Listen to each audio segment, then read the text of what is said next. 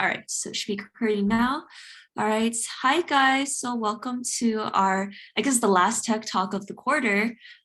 So today we have Madeleine St Marie. She's a grad student doing research in video games and also working in education. And I'm so glad to have her here. So yeah, welcome and thanks so much for taking the time to come out to meet us. Yeah, I know. I was super stoked when Donovan reached out to Professor Levy, and then she was like, "I'm connecting the two of you," and I was like, Yeah. "Cool, yeah, well, awesome." Hi, everybody. I'm Madeleine St Marie, as Lelia. Yeah. Lelia said, "Awesome, very cool." I currently live in Denver, Colorado. I'm from LA. I was at UCR from 2015 to about 2018 when I kind of went to go live with my partner, who I'm now married to. My pronouns are she, her, they, them. And I am in the Department of History. So I study ancient Roman history primarily. But my main love is video games. Like, I've been into video games. I remember playing Duck Hunt back when the OG NES came out, Nintendo Entertainment System, and just being very upset with the dog laughing at me. So I've been playing video games for forever. And when I was an undergrad, I started playing World of Warcraft with some friends. And one of our raid leaders, our main tank, worked for 2K Games. And so he was able to get me an interview, and I worked for 2K Games for a couple of years out of college before I returned to graduate school. I do work in the digital humanities, which can be described as either the use of digital tools in humanistic studies, so like reading books or creating maps or figuring things out about history, or the humanistic study of digital tools. So like, are apps racist? Like face recognition, like why are apps made for like white people and like white skin, right? Like when you try and put your hands to do like the automatic faucets, like why does that only work for certain people? Those sorts of things. And so I do digital humanities with ancient history. And in particular, I'm super interested in how people learn about the past through video games. And so like how people learn about ancient history through playing Civilization, or Assassin's Creed, or even Hades, which was, have you guys played Hades? Okay, I'm obsessed, like obsessed. I was actually streaming it a little bit for my friends because I'm like, I'm an ancient historian, I can play it. And I was geeking out, like screaming when I, met Orpheus for the first time. You got to play it. You have to play it. It's so good. It's so good. It's a roguelike, but it's brilliantly written. Like the story is great. The music is great. If you love Greek mythology, you got to do it. I was like, it was great. Definitely do it. So I'm super interested in how people learn through video games and how video games use history to create narratives, both of the game itself and like of history too. And now I teach high school, which has been interesting. I am learning how washed and old I am all the time. They're teaching me their slang and I am horrified all of the time, but I like to dab a lot at them and they really hate that. So that's like super fun because I'll do something and then I'll dab and then they'll be upset. It's 2022, miss. You can't do that. You can't dab.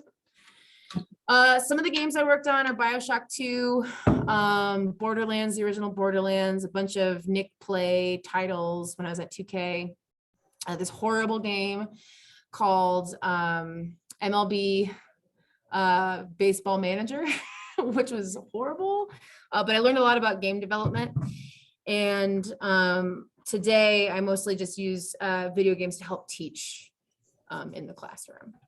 So yeah, I'm happy to talk about any of that, none of that. I kind of wanted to get to know you all and what your interests were. I don't know. I know Donovan had given me some guidelines for like the tech talks and stuff, but I always feel like really awkward just talking at people like a robot.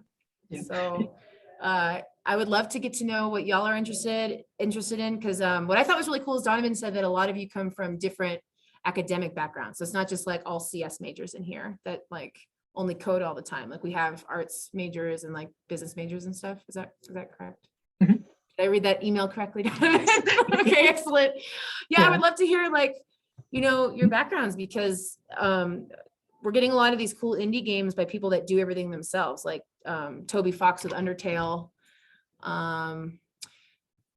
Concerned Ape, who did Stardew Valley. Stardew Valley. Yeah. I'm doing I've been playing another that a replay lot. right now. Yeah. I'm playing it a lot. Have you married anyone yet? Um, A little personal question, I guess. I'm sorry. I didn't mean to just like put you on I'm blast there. working on it. I I keep don't know. marrying Shane, which I think says a Oh lot my about me. God. I Why know. He's Shane? my toxic bae. He's my toxic Okay, problematic well, bae. Sebastian is also kind of Yeah, a little bit. problematic. He is. They're No, but also, yeah, I don't know. yeah, he's my goal right now, but I don't know. I know what he loves if you need help. So. Oh, don't worry. I'm like Okay. I like memorized his entire schedule Mm. of like when he goes out, which is like I don't know if that says more about me than it does because I didn't look up any guys. I just memorized like, oh, he's gonna come out at this time. Oh, it's rainy. He's gonna be at the beach. Right. Amazing. Yeah. Oh, hi Alexis. Ooh, game art and design. Excellent. That's super, super cool. Yeah. Very, I very should. cool. I'll type mine out too. Oh, yes. You too, Donovan. I feel like I'm TAing right typing now. mine. Have y'all are still not in person yet, right? Are they about to make you guys switch back into in person? I've been kind of following along. It's like half and half. hybrid. Yeah, it's like hybrid. Okay. Yeah. I got really lucky with my classes. I have 4 of them, and like the 2 classes that are online are on the same day, and 2 that are in person are on the same day. That's nice. So I only have to go to campus like 2 days out of the week instead of 4. That's nice. Yeah, I used to commute from my parents' house, which was not good. And then I had to like come 5 days a week and I wanted to die because I was in the valley, the San Fernando Valley. But yeah. Ooh, okay, cool. Creative writing and history. Awesome. You probably know the professors I know then, Donovan. Yeah, like Juliet Levy, Jody Benjamin, David Biggs. I had David Biggs like 3 different times. Did you really? That's really funny. My advisor is Michelle Salzman. She does Roman history, all the upper division stuff. She's cool. Yeah. I think if you could get Jonathan Eckett to play a video game, that would be quite entertaining. I don't think he has the patience for it, but it would be very funny. I had him for Awesome. class, but I've never like talked to him too much like outside of class. So I think that would be He's interesting. very scary. Like I had to explain to him that he's very intimidating, and he didn't understand that at all. He used to be a DJ. If that Oh, makes really? him any more approachable, yeah. I wanted to learn his DJ name, and he looked at me like I was crazy. But anyway, senior in psychology and looking into game art, animation, game design, and producing. Yeah. So game design is really interesting because with any game, like I feel like you want to make sure that it's not too hard and it's not too easy. And that's really kind of the same thing that happens when you're designing a class or like things for people to do. There's something called flow state. Have y'all ever heard of flow state before? It sounds I'm familiar. sure you've experienced it. Yeah. So flow state is this idea that there's a sweet spot metacognitively that like things are just challenging enough to keep you interested, but not so boring that you just basically like, it's not like a clicker game, right? So that when you're in flow state, you're just really focused on the game and you feel like you're in a good place with it. And that's kind of the sweet spot for game design. Not that I have any idea how to do that because I was in QA when I worked for 2K, but hi, Bowen. Did I pronounce that correctly? You can yell at me if I didn't. Game design, coding, and art and animation. Awesome. Very cool. Yeah. Ordinary CS major. I regret saying that. I'm sorry. You're very smart because coding is like another language. That's awesome. Game architecture. Very cool. Awesome. No, don't worry. Joke with me. That's great. Excellent. Yeah. What are you coding in right now? Like C, Java? Oh yeah, I'm actually working with C# and Unity for 2 Yeah. years. So that's why I'm getting into like Nice. game in the architecture. Yeah. So it's really, really interesting. Like just to make, I guess it's just, the code is just much more neater. And I make a lot of like tools for like, I guess, designers and artists. So they can actually focus on their ideas. That's really cool. Yeah. That's actually a big thing about the digital humanities. And I would encourage you all, if this is something you're interested in, like game development, is to think of how you can bring in games to what you do, right? So like in teaching, do any of you guys play RPGs? Yes. Oh my God. Yeah. Okay. Yes. Yeah. So, there's a lot of back and forth, and I see it here in K-12 education too, but especially like with graduate students, like your TAs and stuff like that. And you can tell them I said this, I'll fight them. I'm fine with that. But there's a lot of people who feel like the classroom is where you're supposed to have power, right? Like I'm sure you've had TAs that have power trips. Like, I don't care if you have something going on, it's due, or I don't care about your problems, or why don't you get this? Fire Emblem, nice, yes. I'm very bad at Fire Emblem because I never want anyone to die. And so then I like scream the whole time and I have to turn the game off. But people look at the classroom as like a place to hold power, right? Like they get up in front of the class, they get to tell you what to think, or they get to control the classroom. And maybe in high school or in middle school, you all had teachers who are like, you can't talk, you can't leave your seat, like you can't even go to the bathroom, you have to sit there, right? Yeah, sound familiar? Yeah. Yep. So I was like, well, what if we think of education as like the teacher being the NPC, like the quest giver? Like, what would that look like if we changed education so that it's not like the main character of the classroom is the teacher, but actually just the NPC, right? Like, what would that do? Because like if the quest is y'all learning stuff, right? That's the whole point of being in class. Like, how would I facilitate that if I'm now the NPC giving you the quest as opposed to kind of the person dictating, like, I'm sending you on a mission, but you have to do the mission in the exact way that I would do the mission, right? Because I play World of Warcraft a lot, right? And so like there's times when you're supposed to do a quest in a particular way, and then I would do something stupid where I'd end up like on top of a building that I wasn't supposed to be on top of, and then I'd jump down like death from above and like kill people. And that's not how it was intended to happen, but I accomplished it, right? And I think the less control teachers have of the classroom and the more control we can give students to choose those routes for yourself and those narratives, the more you're actually going to learn and get engaged. And so that's one of the ways that I think of game design in the classroom, in terms of informing like how I'm going to be as a teacher, right? Like instead of saying everyone's final is an exam, what if I had let you all choose what you wanted to do to demonstrate to me that you knew what you were talking about? Yeah, see, Alexis, like exactly. And I was a feral druid, so I was like just constantly flying everywhere, just being a menace. Hi, Izzy, welcome. But yeah, I mean, does that make sense? I just talked a lot, and I want to make sure. It sounds a lot like treating it like a sandbox instead of a linear game. Exactly. Yes. Like that idea of a sandbox and giving choice. So like Grand Theft Auto, but with like mathematics, right? And what's really funny is we're training our students to not want freedom. Like I get a lot of students who are like, Miss, I don't care. Like, just tell me what to do. And I'm like, but no, like I'm pick. And they're like, I don't want to pick. I want to know what the easiest, like quickest way to be done, because I don't want to do this anymore, right? And so we're choking the kind of intellectual curiosity out of students. And so I worry because then by the time they get to college, like, if they even want to go to college, they're just like, they drown because there's too much choice, there's too much everything, and they're not told what to do.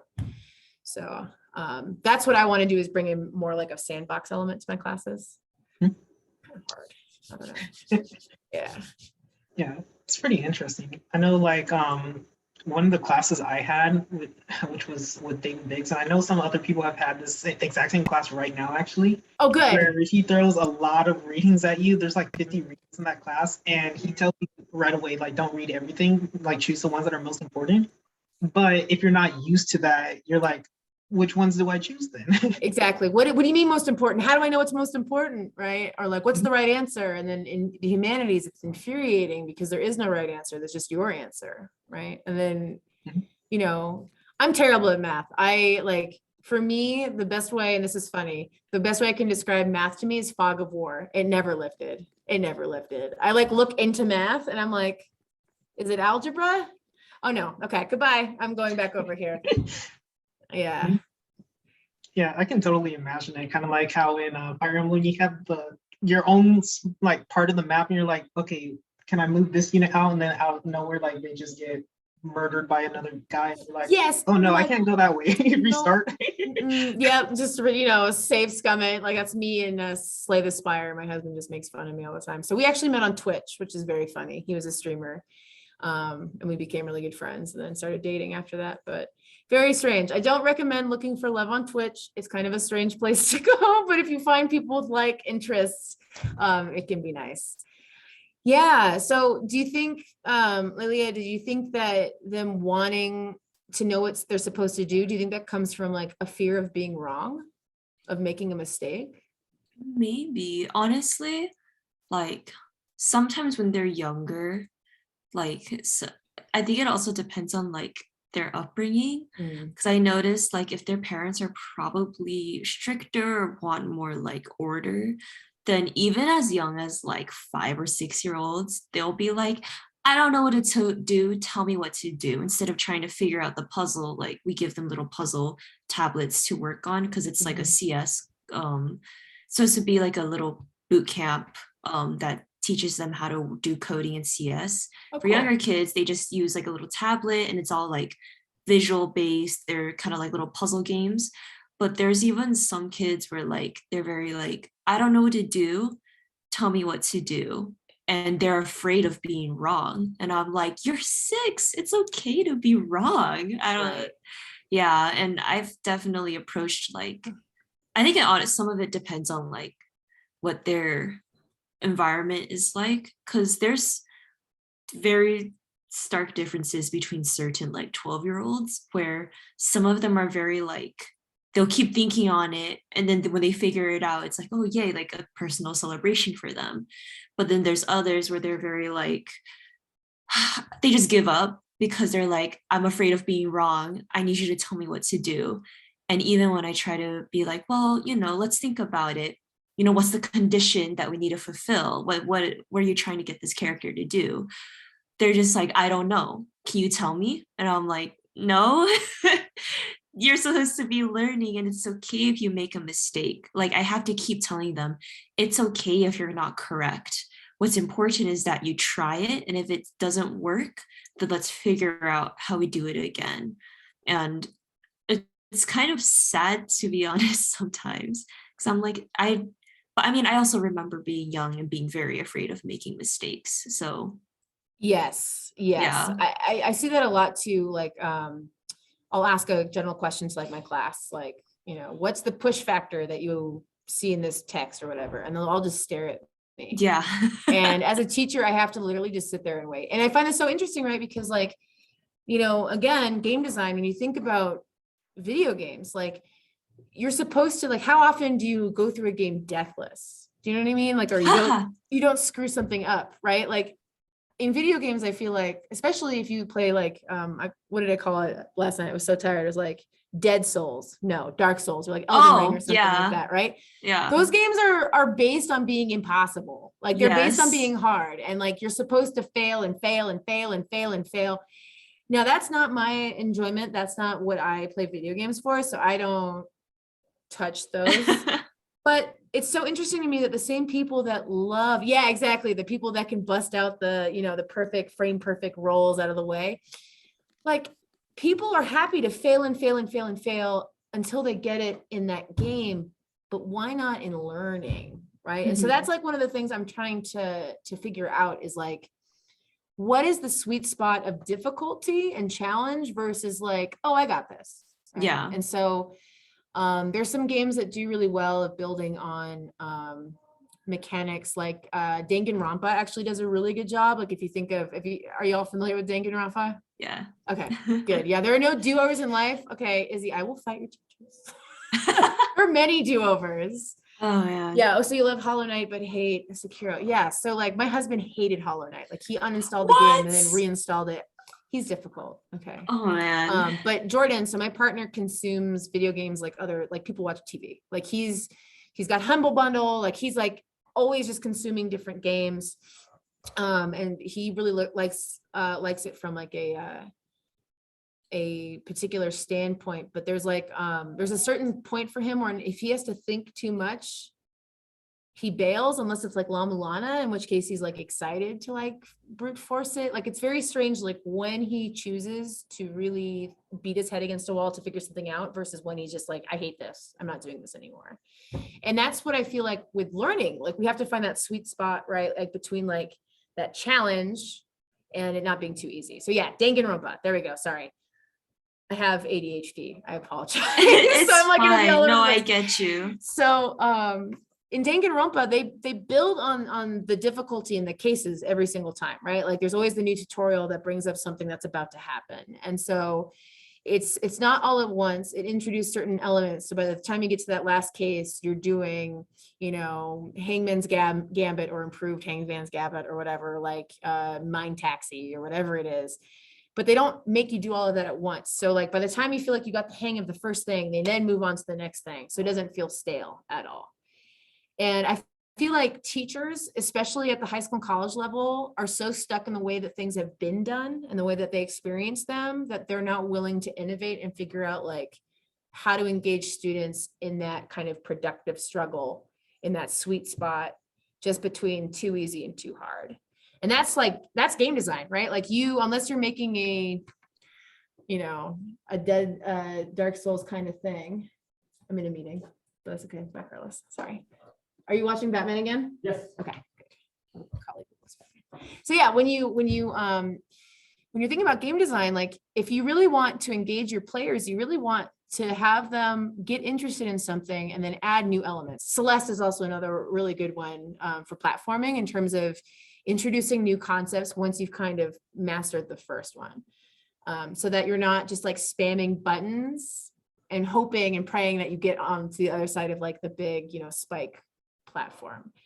And so, you know, do y'all have any like ideas of like how you could do that like in classes, or do you notice this sort of like productive struggle in class? Because I see that a lot. My students recognize that struggle in math class is good. They're like, if you're struggling in math, it means you're thinking that's a good thing. They do not want to struggle in my class. Social studies, they're like, can't I just memorize the date? I'm like, dates are boring. I don't care about dates. I care about this. And they're like, you know, Yeah. put kids to sleep. But Totally. yeah, what do y'all think? Do you think that you can apply game design to teaching or education and make some good changes? Would love to hear what you think. Yeah, I think something that kind of connects to that for history classes for me is like, there's like, I like a lot of strategy games, so like Halo Wars, and one of the things that game does to like scale the difficulty up is they introduce more elements to the sandbox as you play it. So the difficulty increases, but you also get more options. And I feel like that's kind of what happens in some history classes where, like with David Biggs, like that was very sudden, where he just threw all the readings that you said, just pick the ones you want. Whereas with other classes, they say, here are the only texts that you have available. There's only like 5 of them. Use those 5 in whatever way you want, but it also feels limiting. So I feel like that's a way where it starts, if it scaled up from class to class, that would make a lot of sense, but because they're not linear, like sometimes you can get a really hard one next to one that's very easy. So it's a little more difficult in that sense. I think the experience of doing a project is super eye-opening to what it's like to even get something, just a little bit of something done.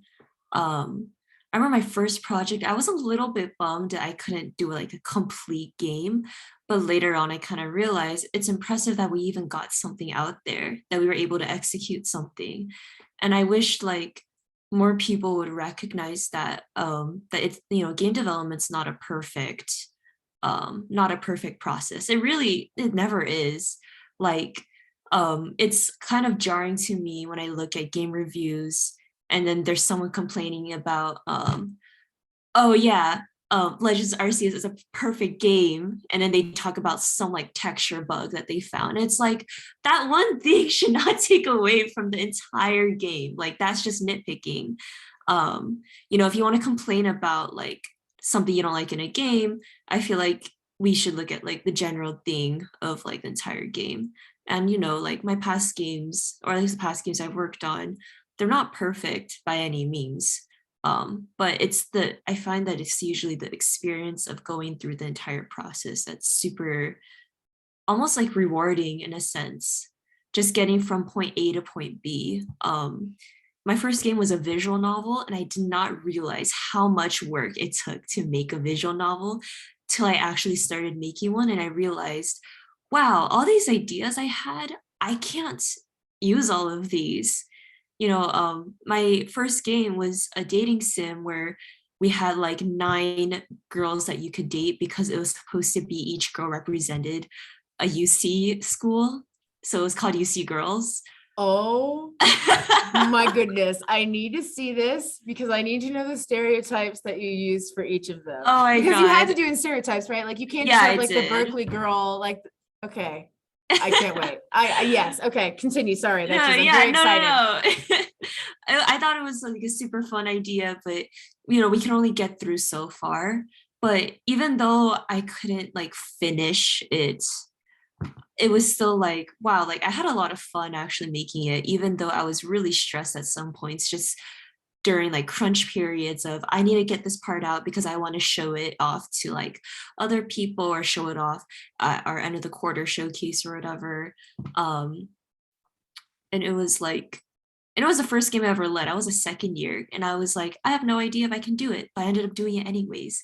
And now whenever we go like table and like talk to other people who are interested in GameSpawn and they're like, oh, but I've never made a game before. Like, I don't know if I want to do this. I'm like, it's okay. It's like just having a really small demo is already really good. And I stress that a lot to like project leads or people who want to become project leads and they have a really they have a pretty like big scope for the game they want. It's like, let's tone it down a little because I don't want you to be disappointed with yourself because you're probably not going to get to what exactly you want, but the goal should be like, at least the goal of GameSpawn that we try to push is that you have something that you could show. Even if it's not like a demo, at least you have like these production things that you can give them, you know, oh, did you write these scripts that ended up never being used? Well, these are things, these are still examples you can use. Did you produce art that never got used? Those are still examples you can add to a portfolio. So yeah, Absolutely. it's not I a mean, perfect process. no, and even so, I worked for 2K Games in quality assurance, first as a actual tester, and then something called a mastering technician. So essentially, what happens? I'm not entirely sure how it works now because of the pandemic and everything, but you know, within recent memory, pre 2020, you would get builds pushed from the developer. So we would either work with outside developers like Gearbox for Borderlands or internal development teams that are part of like 2K, but in different offices. And they would push builds to us. And, you know, because not so much anymore, but people still buy physical media, right? And so we would burn physical media like Blu-ray discs or DVDs with the game. And then we'd have test builds on them, right? And so essentially what happens is that even when you're playing a AAA title, okay, there's bugs in it. And it's not because people didn't catch them. It's because there comes a point in any kind of production cycle that you no longer want to fix things because you don't want to break anything else, right? And so what happens is that for any big title that's published on a platform like a Switch, a 3DS, or like an Xbox or a PlayStation, it goes through a publishing process where you send it to the first party platform, so Nintendo, Sony, or Microsoft. And stop me if you've heard this before, by the way. Like you can be like, we already know about this, St. Marie, like chill out. But what happens is you pay the money. You're like, here, Sony of America is $500,000 to look at our game. And they say, okay. And they have people test it. They have people go through it and they mark down all of the bugs that they find. You are only allowed a certain number of points before you fail. If you fail submission, you cannot publish the game for that platform unless you get exceptions, right? And so there's different tiers of bugs. The C bug, like the graphical texture one you're talking about in that perfect game, that would be a C bug. It'd be worth like 1 point. A B bug would be something that's not quite game breaking, but can like screw things up. So like sound coming in at the wrong time or like a camera glitch or something like that. And those are usually worth about like 13 or so. And then an A class bug is like a crash or something that's like game breaking, and that's 26. That's an automatic fail, right? And so you're only supposed to get 26 points until your submission fails. That MLB Manager game I played, I think I'm still under NDA. I'm just going to tell you that we eclipsed the number of bugs that you're supposed to have by several magnitudes. Okay. And what we had to do is prove that we had told the developer that we had found all of them.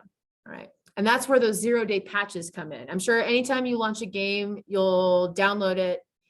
Or if you're like playing like, Great Ace Attorney is something I'm working through right now on Switch. Right. And so you get a zero-day patch where they're basically like, before the game goes live, we're going to patch everyone in on this other stuff to fix the stuff that you found.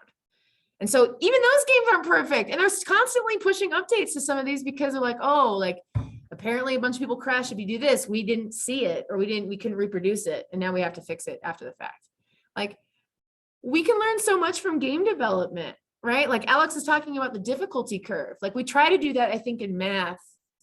I never got beyond statistics, I'm gonna be honest with you. So, so I can't say like calculus is like that, but when I look at history, we go from saying like Abraham Lincoln was an important president because he's president and ended slavery, to Abraham Lincoln probably couldn't have prevented the Civil War no matter what because of who he was, right? We start being more nuanced, and you can get more complex in your explanations about who Abraham Lincoln is.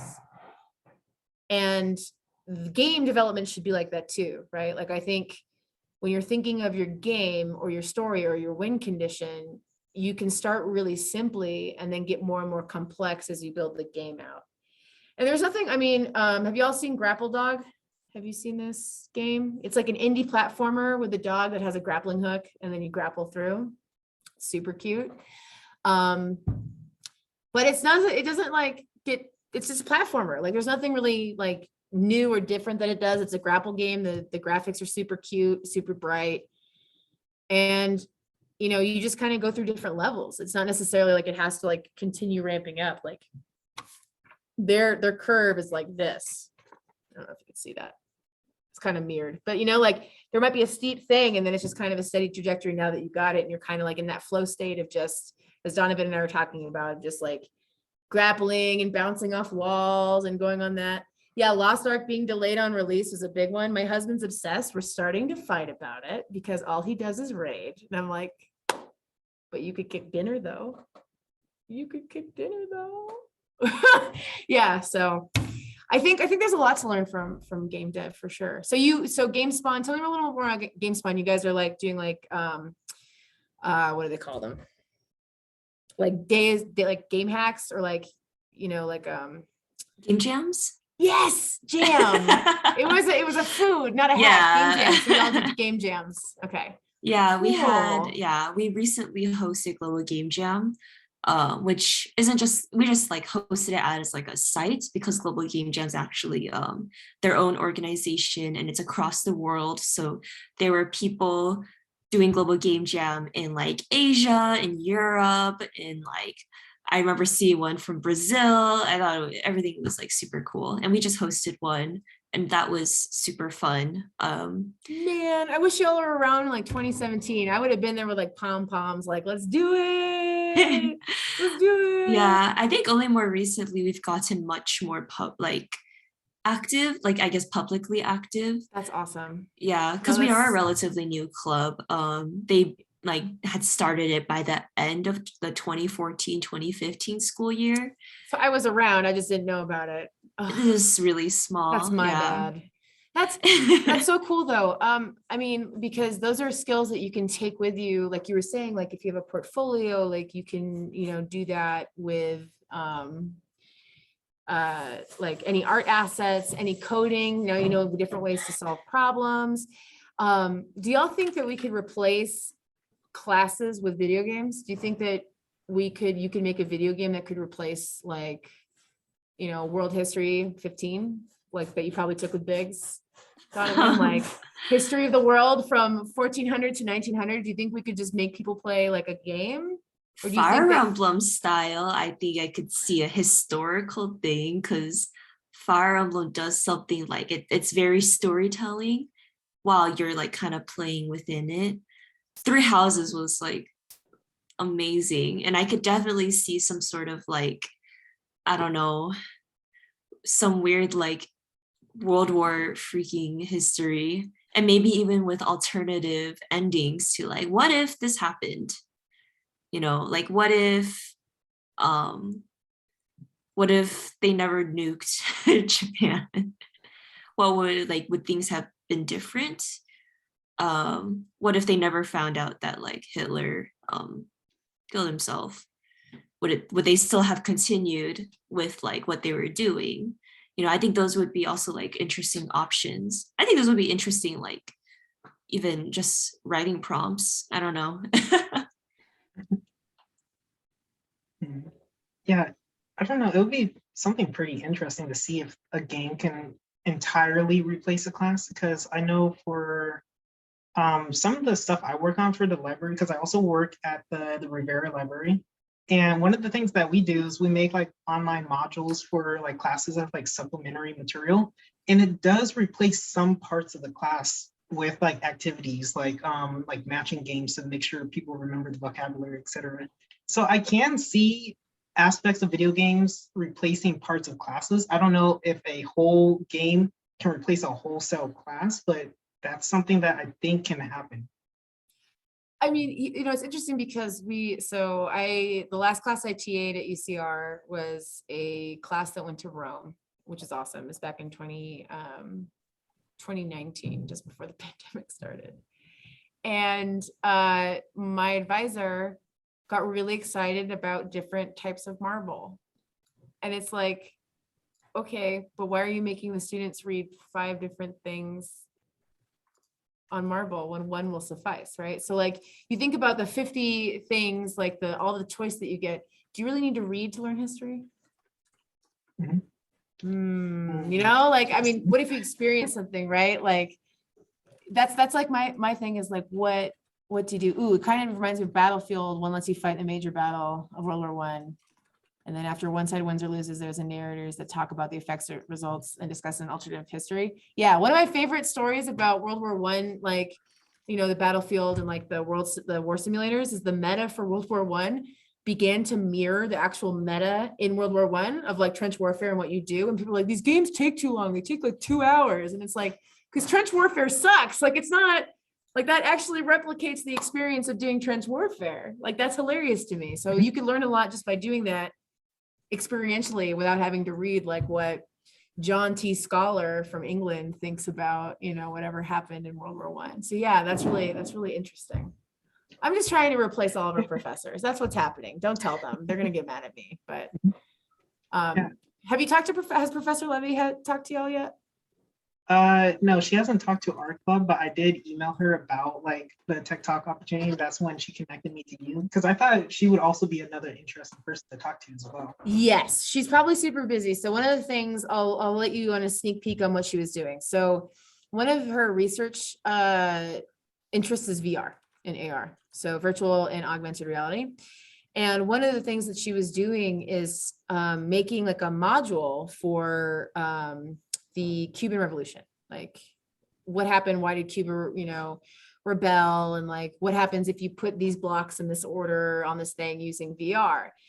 And it wasn't clear with the testing that she had done really that students were recalling more than they normally would, but they were focused. Like, I'm sure your professors and other people have complained about your phone usage. Am I right? Like, are people like, oh, you guys are always on your phones, blah, blah, blah, right? Like in our high school, like kids are just constantly on Snapchat, snapping each other or whatever. And so it's like 15 minutes where you're actually just really engaged in a game and you're not necessarily looking at your phone. So I think that's something that video games, and then Professor Levy can talk more to that, but like video games offer, if you're playing Lost Ark or something, or you're playing a video game, it's really difficult to hold up like a text message conversation with someone on your phone. Not that I think there's anything wrong with being on your phone, but right? Like that kind of stuff. I don't know. Alex, you got to make a like a Hearthstone game, Mystic Messenger, but with Founding Fathers. Yeah, imagine a deck building game where you build like, the Federalist Papers. Like you have to get like a certain thing. Oh my God. You complete the deck. It's like Exodia, but you get like, the Declaration of Independence or something ridiculous. No, yeah, I'm just imagining, what if George Washington, but he's a very attractive animated like Dream Daddies, but with the founding fathers. Oh my goodness. Anything can be anime. Everything should be anime. Life Not is Dream better Daddy, anime. but what's a similar adjective that starts with an F? Man. I mean, Fancy fathers. I don't know. Oh my God. Foxy No! fathers. Yes. Brilliant. Brilliant. Oh my God. That's crazy. No, Well, now it's- y'all better build this game and then just basically No. thank me like at the end when you have your foxy fathers. fantasy fathers. Fantasy fathers. Oh my goodness. Just like, yeah. I mean, and that's the fun I think with video games is like a medium as opposed to like writing a story or something. Like you can put in so many different elements of storytelling through mechanics, you Mhm. know, like, and that's the super fun thing. And I wish we could do that with learning. Like, Yeah. when I was doing, in some ways I liked remote teaching. I don't know, how have y'all enjoyed online learning? Like, what's your sense of that? Like, how's that been going for y'all? It's like half and half. Yeah. Half. I'm sure you have some professors that still struggle to like know how to unmute themselves. Oh my Yes, I do. God. Yeah. Yeah, you see this a lot. Yeah. Oh my God. Yeah. Especially when everything first went online. Yeah. My professor was kind of a boomer. And man, and it was a 3-hour class. No. And I was just like, man. Yeah, that's a lot. That's actually one thing that a lot of people don't realize is that the attention span online is not the same as in person. No. Although in person, like we're pretty goofy when it comes to like you know, in-person learning conditions too. Like, you know, today, so I'm looking at my schedule, I have it posted on my wall. We have a 8.5-hour day here for these high schoolers, and they get a 50-minute lunch and they have 5-minute passing periods. And a lot of the teachers are like, how come the kids aren't doing work? I'm like, it's exhausting. Like, well, we have breaks because it's legally mandated. We need to legally mandate breaks for students. Same thing with a 3-hour Honestly. class, especially if they don't know how to use like anything. Oh my God. Oh Yeah. no. Yeah. I Oh. mean, I liked online learning. I treated, so I didn't ever make people turn on their cameras. I treated, you know, the chat like Twitch chat. Like I wanted people to like just interact in the chat more, talk to each other and do stuff, and then have activities that they would do like self-paced kind of thing. And I like that because students can progress through things at their own rate. They can ask questions, they can redo things if it doesn't stick the first time. Like, you know, I don't know, like do the tutorial again. You could think of it that way, right? Like, oh, I don't quite remember how to do this move. How do you do it? You hit pause and you look at the, you know, the button layout on your game. Like, why can't we do that for education, right? Like that's what I want. I want something that takes more from the mechanics of game development and games and applies it to education. But please Yeah, make for sure. fantasy foxy fathers. Please do that for me.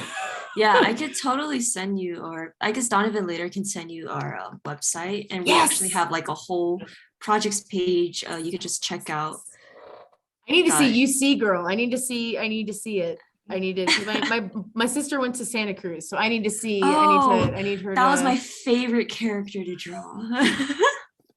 very crunchy vanilla, like granola situation. Yeah. It's a beautiful campus though. Awesome. She's got short blue hair. Good. Of course. She's got short blue hair. She's got an attitude. These are beautiful. Y'all are awesome. This is so cool. Sorry, Yeah. I'm like deeply impressed. Thank Oh, you. this is so awesome.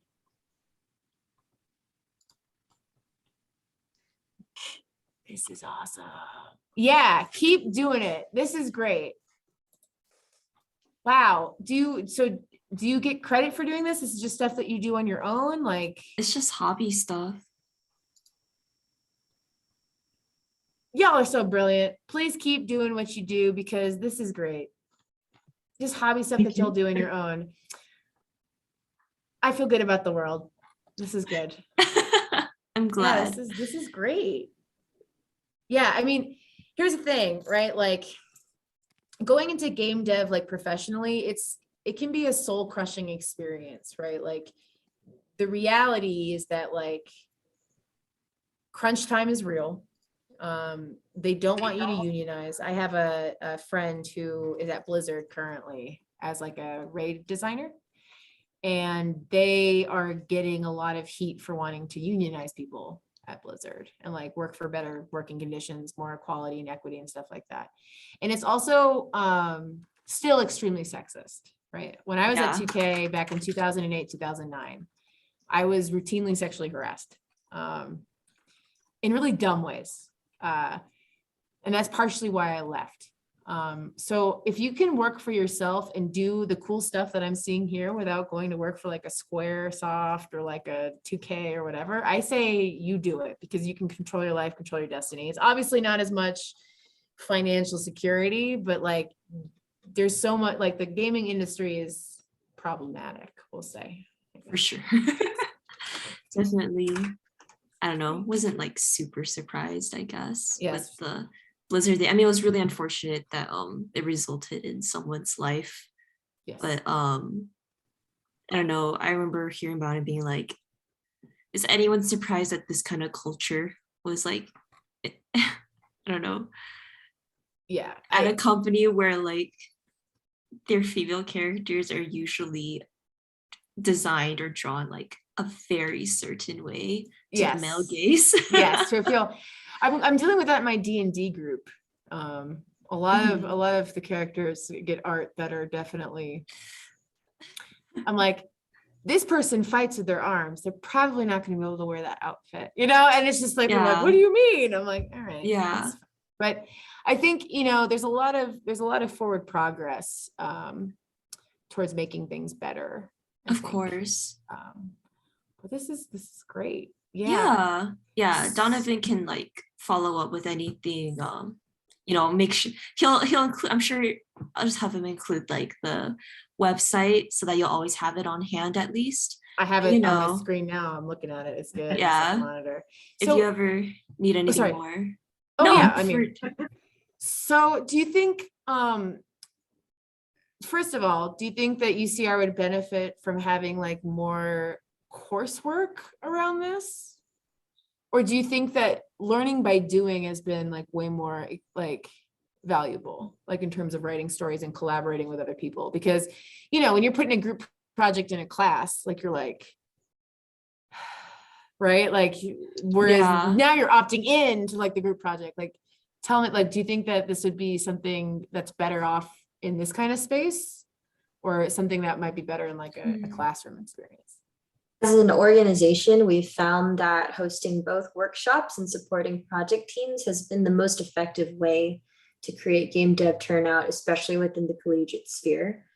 Because like you said, doing is basically going to give you the most experience than the workshops would.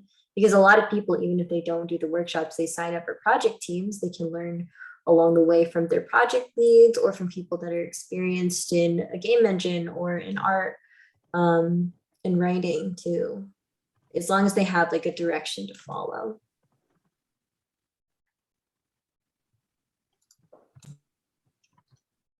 Heck yeah.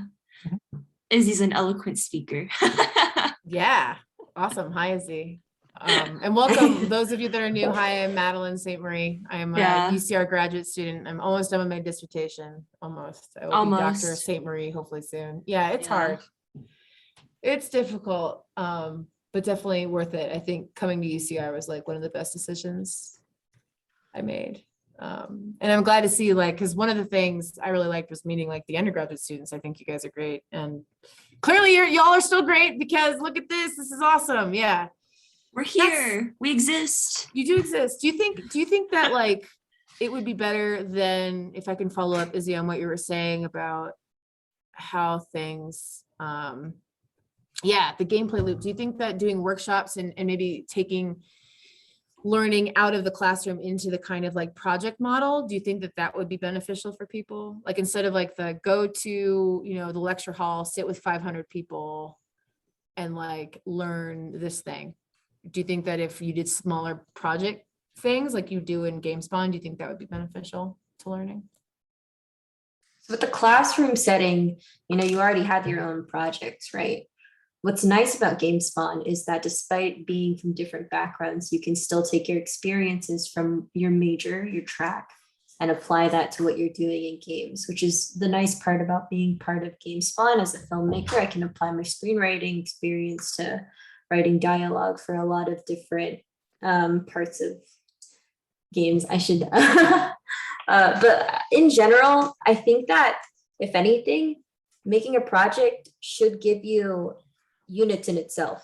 Because as a film major, you get units by being a part of productions that aren't necessarily classes.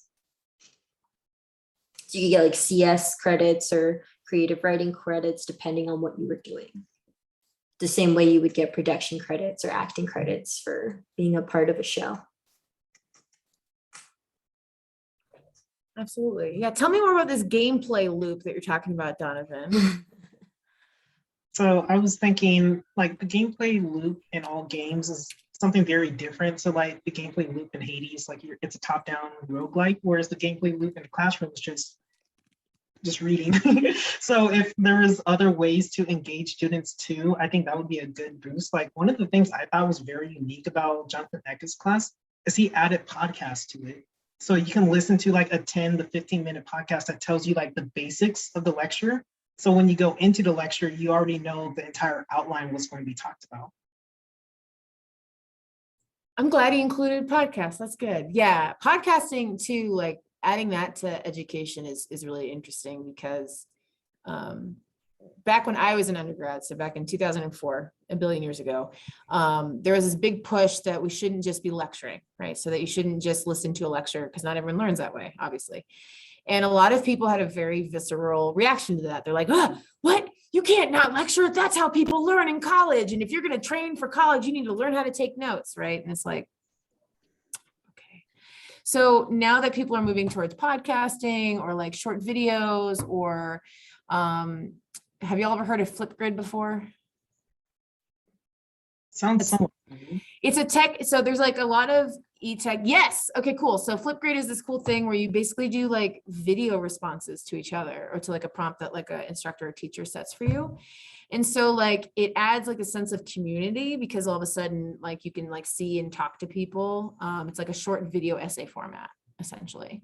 And so in doing that, like sometimes people are much better at speaking extemporaneously or just speaking or performing something than they might feel in terms of like writing in formal academic language. So in kind of like different genres, right, of like thinking of how we can educate people and get people to demonstrate their knowledge and learning, which I think, again, like, you know, as I was saying, the chaotic good druid sitting on top of the building, death from above. I was explaining earlier, for those of you that just joined us, that I like to think of education. I currently teach high school. I think education can learn a lot from RPGs or other kind of game development pathways because the ways in which people learn how to do things or what should be done in a game is much different than a teacher telling you what to do or what to think, right? And we're thinking about different ways of doing that. But yeah, For sure. Yeah. also classes would be better with a banging soundtrack. I'm just saying, like if we had better music, like I think everyone would just be like, Yeah, honestly. Yeah. This has been a really great talk. So we're about to transition into our election night. So Tech Talk is now officially over. Oh, fun. But, Good luck, yeah, everybody. thank you. Yeah. No, I'm so glad that you're so enthusiastic about like everything. I think it was a really fun tech talk, to be honest. Yay. I can always talk Yeah. more like officially and authoritative. I can put my like scholar glasses. I have different glasses for when I'm being a professor. I can put those glasses on and actually talk about what digital humanities are sometime if you want, but I just love meeting with you all. This is super cool. Yeah, This is the thank highlight of my you. day. Thank you so much.